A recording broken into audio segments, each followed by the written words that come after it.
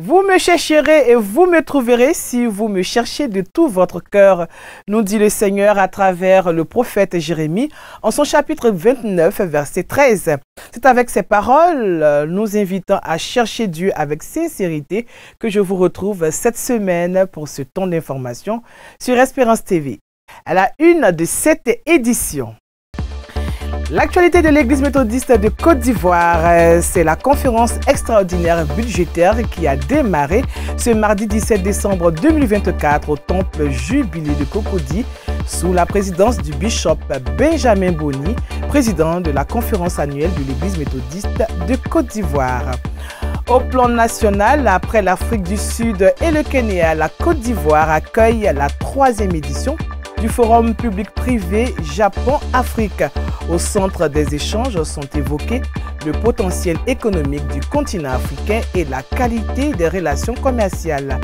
Voici pour le sommaire de cette édition. Shalom à toutes et à tous. Vous suivez le journal sur Espérance TV. Nous démarrons avec la conférence extraordinaire budgétaire de l'Église méthodiste de Côte d'Ivoire qui s'est ouverte ce mardi 17 décembre 2024 au temple Jubilé de Cocody avec la session des surintendants dans la matinée et la session pastorale et laïque dans l'après-midi. Sous la présidence du bishop Benjamin Boni, les délégués pasteurs et laïcs sont invités à réfléchir sur différents aspects de la vie de l'Église tels que l'état d'exécution du budget 2024 ainsi que l'examen du projet du budget 2025. Ces assises vont se poursuivre jusqu'au jeudi 19 décembre 2024. L'Église méthodiste de Côte d'Ivoire continue sa percée sur toute l'étendue du territoire à travers l'implantation de lieux de culte avec pour mission cette année l'évangélisation des peuples non atteints. Elle accroît sa présence dans l'ouest du pays avec la dédicace de nouveaux édifices, celle du temple Israël de Zego dans le district de Divo qui a été consacré par le bishop Benjamin Boni le 15 décembre dernier. On en sait un peu plus dans ce récit de Raphaël Dampé.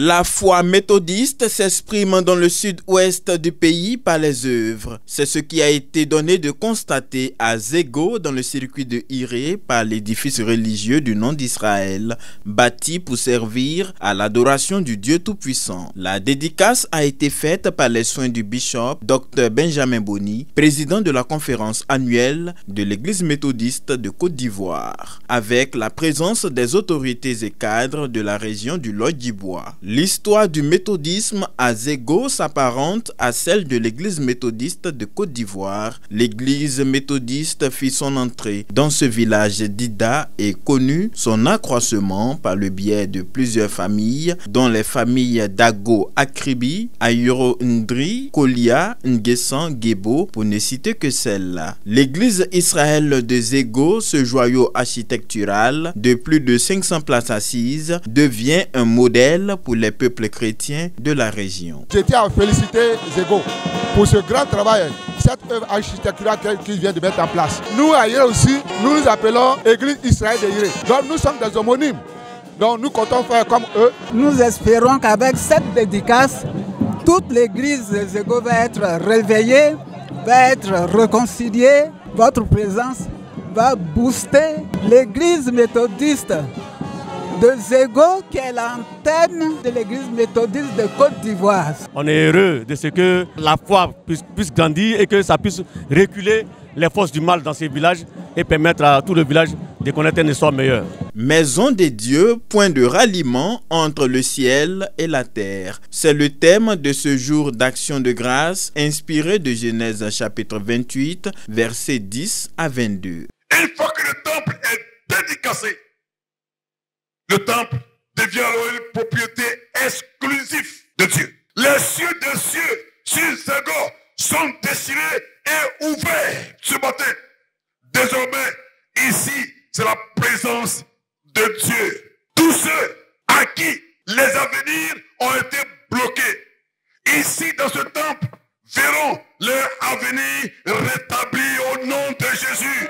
Prenant la parole, le bishop Dr Benjamin Boni a salué le courage, le combat des héros de la foi dans cette contrée couronnée par cet édifice religieux. N'oublions pas, frères et sœurs, que le diable est à l'œuvre pour perdre les enfants de Dieu.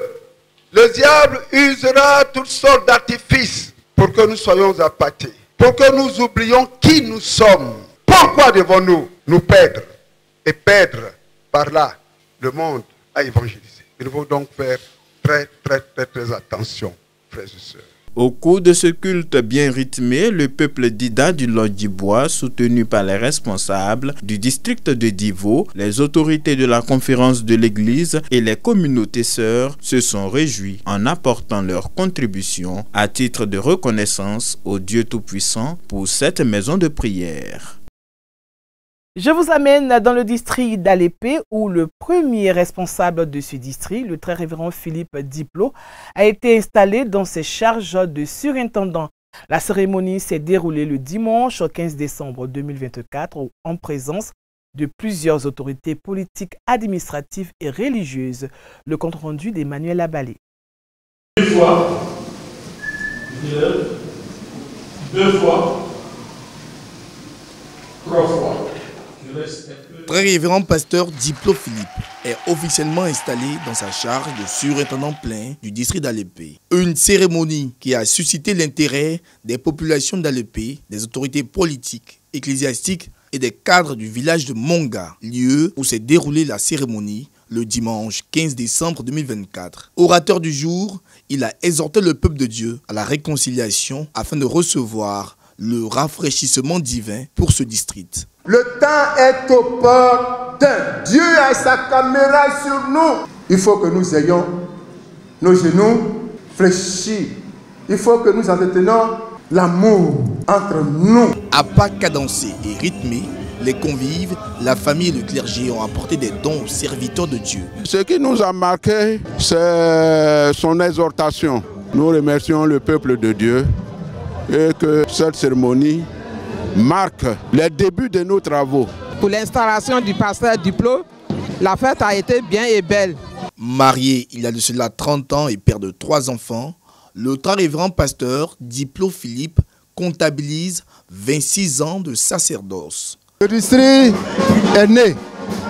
Il faut que ce district grandisse. Nous devons investir et permettre que le district connaisse l'ascendance. Pourquoi un culte d'installation? Quelles sont les exigences de cette nouvelle mission? Quelle doit être l'implication du peuple de Dieu vis-à-vis du nouveau surintendant? Ces questions ont été élucidées lors de la prise de parole du très révérend docteur Afi Josué, représentant pour la circonstance le bishop Dr Benjamin Boni. Installé, il est surintendant. Pourquoi? C'est pour faire évoluer l'église méthodique dans la région où il est. Là où il y a lacunes, il doit les corriger. On ne te demande pas d'aimer le surintendant, mais on dit qu'il faut lui obéir.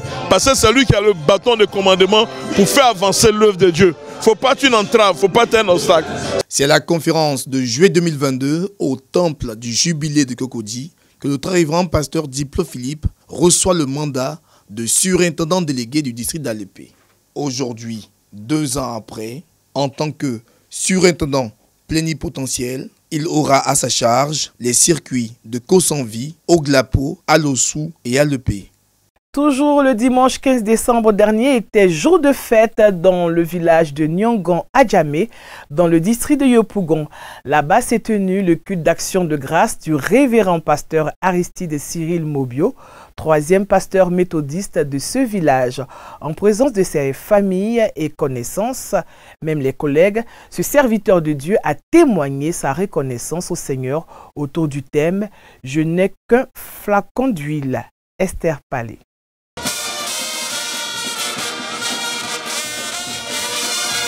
C'est une attraction particulière qui a réuni la population du village de Nyongan Adjamé dans le district de Yopougon. Et pour cause, la célébration du culte d'action de grâce du révérend pasteur Mobio Aristide Cyril le dimanche 15 décembre 2024.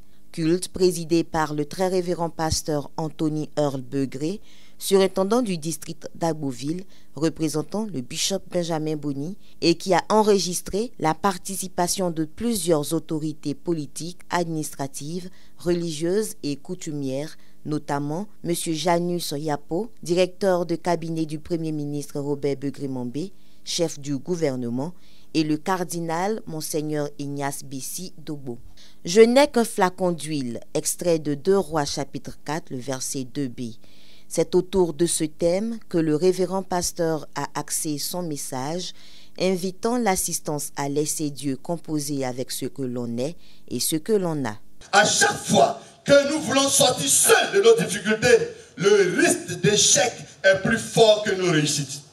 Pour dire, Dieu, pour accomplir un miracle, a besoin de notre disposition, de notre foi et de notre discrétion. Heureux d'être témoin de ce grand jour, famille, connaissances, amis et collègues du révérend pasteur Mobio Aristide sont venus les bras chargés accompagner le serviteur de Dieu dans son action de grâce. C'est le premier fruit de notre district, dont nous avons suivi le proposana jusqu'à la consécration. Et aujourd'hui, avec lui et tout le district, nous sommes venus rendre grâce à Dieu. Tout le monde a réagi, ce qui montre déjà l'unité au niveau des chrétiens. L'État de Côte d'Ivoire est avec l'Église méthodiste de Côte d'Ivoire pour conjuguer ensemble, pour que la Côte d'Ivoire soit un pays où il fait bon vivre. Le message que j'ai adressé au nouveau pasteur, c'est vraiment un message de fidélité, de tout faire dans l'imitation de notre Seigneur Jésus-Christ. Parce que c'est lui qui nous appelle à le servir. Il faut tout faire en regardant le Seigneur Jésus-Christ. Reconnaissant pour cette marque d'affection, le révérend pasteur Mobio Aristide exprime sa gratitude.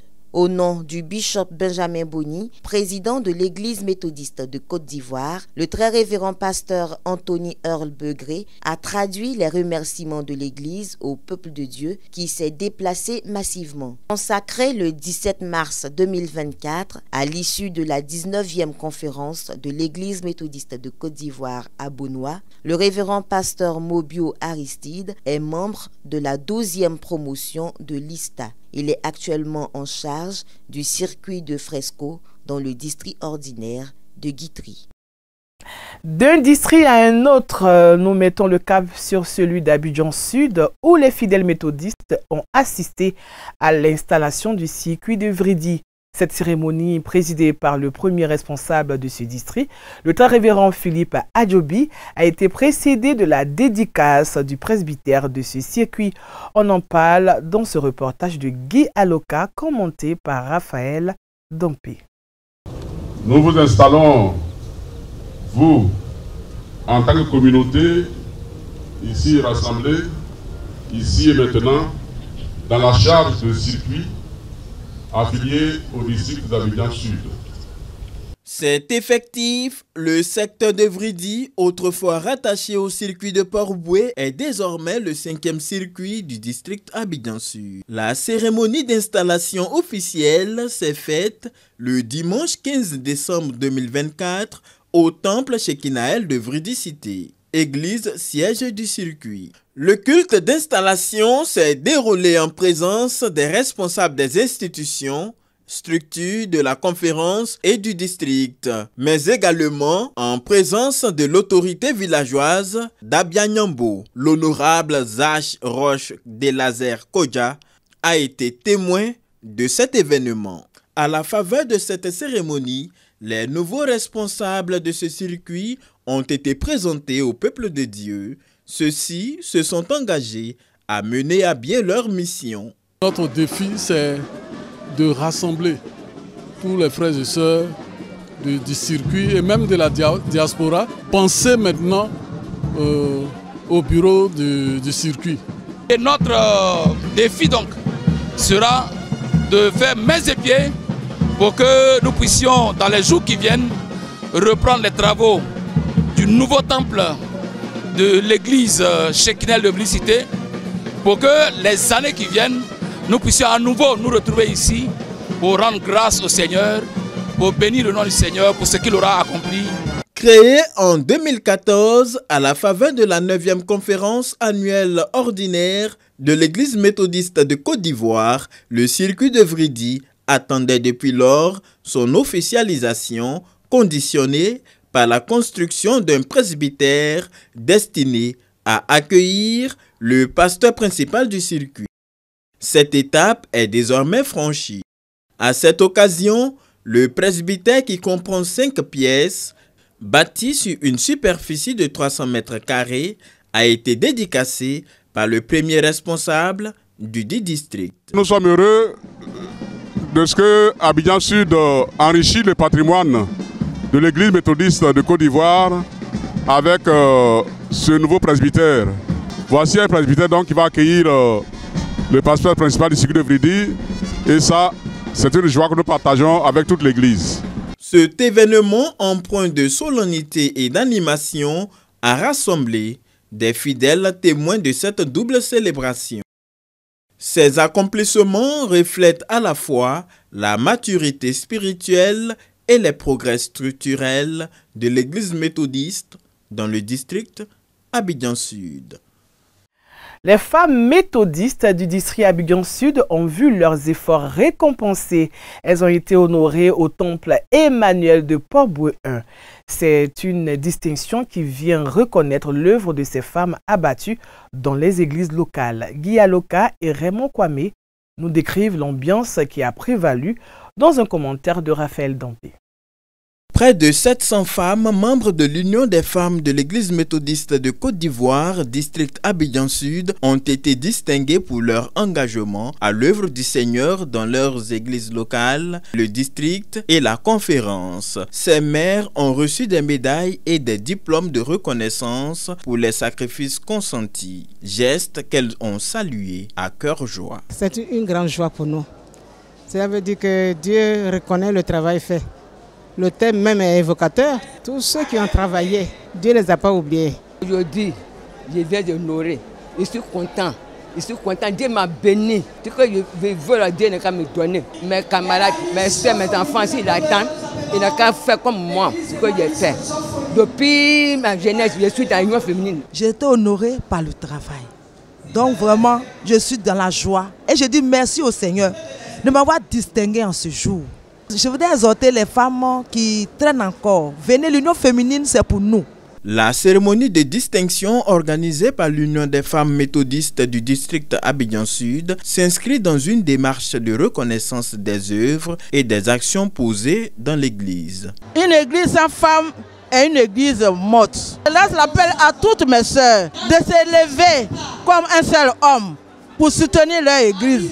À chaque fois que l'église est dans le besoin, c'est ensemble que nous allons faire évoluer l'église. Cette distinction a fait l'objet d'un culte présidé par le très révérend pasteur Philippe Adjobi, surintendant du district Abidjan Sud. Dans son sermon, l'aumônière des femmes de ce district, révérende pasteur Louise Kida, a exhorté ses sœurs à ne point relâcher dans le travail à accompli dans le vaste champ du Seigneur, selon Matthieu chapitre 25, versets 14 à 30. Chacun doit travailler tout en sachant que nous aurons droit à une récompense. Et notre prière, notre vœu, c'est que nous soyons récompensés de la bonne manière, et que le Maître puisse nous dire, bon et fidèle serviteur, entre dans la joie de ton Maître. En plus des femmes distinguées, l'occasion était opportune pour honorer également les ouvriers du district. Rappelons que le district Abidjan Sud est le berceau de l'Union des femmes de l'église méthodiste de Côte d'Ivoire, fondée en 1964 sous l'appellation Union féminine protestante de Côte d'Ivoire, dirigée par la présidente d'alors, Feu Sabine Nandui. Comme annoncé en titre, la Côte d'Ivoire abrite la 3e édition du Forum public-privé Japon-Afrique, une rencontre placée sous le sceau de la coopération et de la prospérité partagée. Au cœur des échanges, le potentiel économique du continent africain et la promesse d'un avenir meilleur grâce à une collaboration renforcée. Regardez. C'est devant un impressionnant parterre de personnalités qu'a été lancée cette rencontre. Le Forum Japon-Afrique, une première en Afrique francophone après l'Afrique du Sud et le Kenya, mobilise une trentaine de ministres africains et des représentants de haut niveau du Japon. La vision que nous avons au Japon correspond à celle évoquée par l'Afrique et c'est pour ça que nous essayons d'apporter, n'est-ce pas, cette autonomisation des différentes entreprises et entrepreneurs en Afrique. Les échanges commerciaux entre l'Afrique et le Japon, estimés à 26 milliards de dollars en 2023, témoignent de la solidité des relations économiques entre les deux régions. Le Japon et l'Afrique entretiennent des relations économiques solides, bâties sur une coopération mutuellement bénéfique. Je voudrais me féliciter de la mobilisation de la communauté des affaires autour de ce forum à le fait de prendre toute leur place dans la consolidation des relations d'affaires entre l'Afrique et le Japon, et ce en ligne avec l'agenda 2063 de l'Union africaine. La Côte d'Ivoire, avec un volume d'échanges évalué à 185,6 milliards de francs CFA en 2023, ambitionne de renforcer son partenariat avec le Japon pour consolider son leadership économique en Afrique de l'Ouest. Le patronat ivoirien vous accueille à bras ouverts et se tient prêt à développer avec les entreprises japonaises des joint ventures et des partenariats solides pour tirer profit des opportunités qu'offre la Côte d'Ivoire. Le Premier ministre Robert Bugré-Mambé a invité les entreprises japonaises à intensifier leurs investissements en Afrique, un continent riche en opportunités et doté d'un fort potentiel de croissance. Les investissements japonais peuvent faire confiance à la Côte d'Ivoire, à la politique économique et sociale du président de la République, qui, mis ensemble, font de ces pays l'un des exemples à même de combiner l'amélioration substantielle des conditions de vie, tant en milieu rural cubain que de celui des indicateurs économiques et financiers. La première journée du forum qui s'achève demain mardi a été marquée par la signature de plusieurs mémorandums d'entente pour des projets d'investissement. Un signal fort pour l'avenir alors que Japonais et Africains s'accordent sur une vision commune, celle d'une Afrique en pleine transformation économique soutenue par des partenariats solides et innovants. La page santé de cette édition s'intéresse au COSI, le Conseil des organisations de lutte contre le sida et les autres pandémies en Côte d'Ivoire. Pour ses 30 années d'existence, cette fêtière a honoré ses pionniers qui ont participé à son positionnement ici en terre ivoirienne.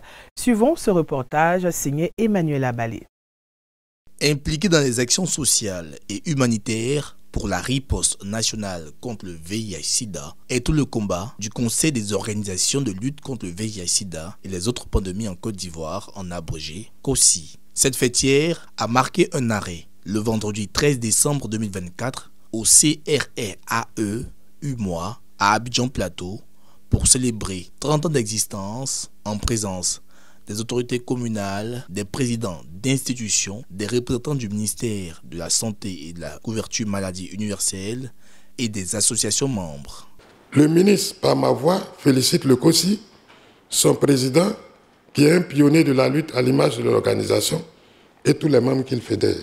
Pour atteindre l'objectif ambitieux de mettre fin au sida d'ici 2030, votre soutien, votre énergie et votre leadership reste plus que jamais indispensable.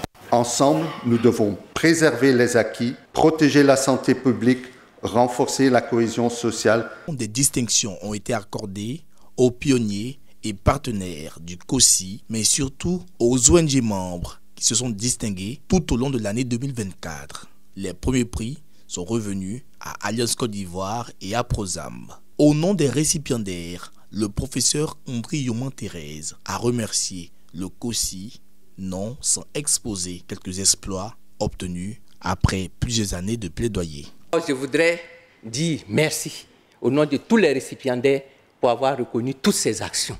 Mesdames et messieurs, chacun et chacune lutte et doit continuer à lutter contre le VIH. C'est à juste titre que le président du conseil d'administration, M. Gbanta Laurent, a fait la genèse lors de son allocution de cette organisation, tout en se projetant sur les sentiers à venir. D'abord à la population, aux autorités, de savoir qu'il y a eu une association qui est née dès l'apparition du VIH-Sida en Côte d'Ivoire en 1985 au CHU de Treichville. Ayant été accompagné le gouvernement jusqu'au jour d'aujourd'hui, cette association demeure, quelles que soient les difficultés du moment.